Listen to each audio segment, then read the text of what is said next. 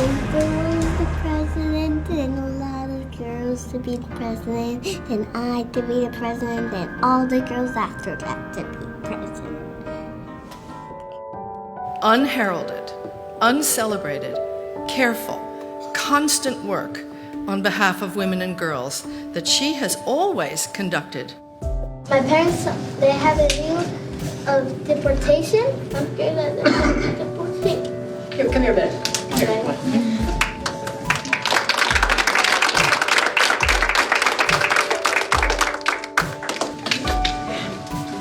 I'm going to do everything I can so you don't have to be scared. They want you to be happy. They want you to be successful. They don't want you to worry too much. Let me do the worrying. I'll do all the worrying. Is that a deal? I'll do the worry. I'll do everything I can to help, okay? Women from all over the world said the same thing. I'm alive because she came to my village, put her arm around me, and had a photograph taken together. I'm alive because she went on our local TV and talked about my work, and now they're afraid to kill me. I'm alive because she came to my country and she talked to our leaders, because I heard her speak, because I read about her. I'm here today because of that, because of those stories. We grew up together. We got married when we were 21. His unit was called out to do a search and rescue. Patrick crushed, trying to save the lives of others. I lost my husband. I lost my best friend. And my daughter lost her dad.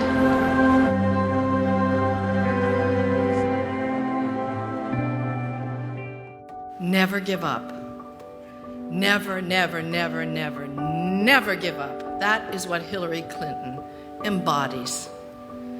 Hillary actually sat there and listened to each and every one of our stories. She showed respect, empathy. We seen the loving mother part of her. It wasn't about politics. A 30-minute meeting turned into 2 hours because she listened to us. Nobody else listened to us.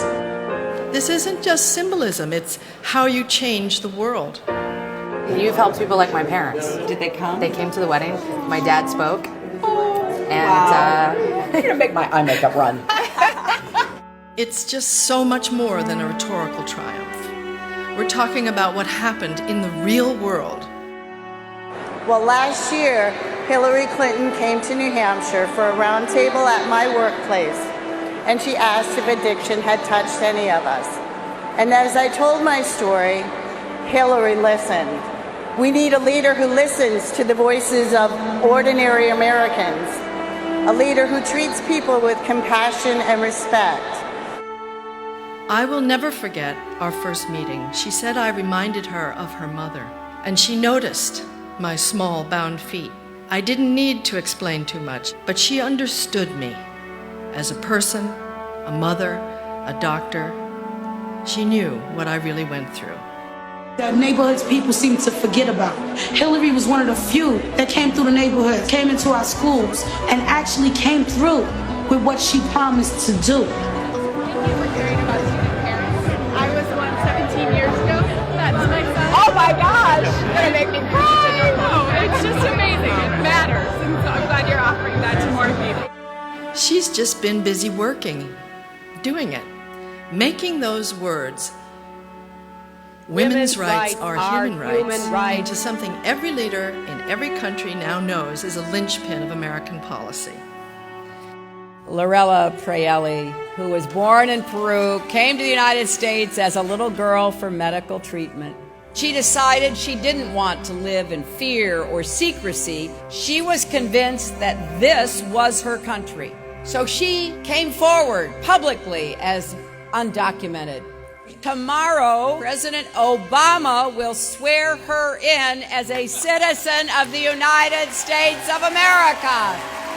When Vera Stremkovskaya, a lawyer and human rights activist from Belarus, met Hillary Clinton a few years ago, they took a photograph together, and she said to one of the secretary's colleagues, "I want that picture.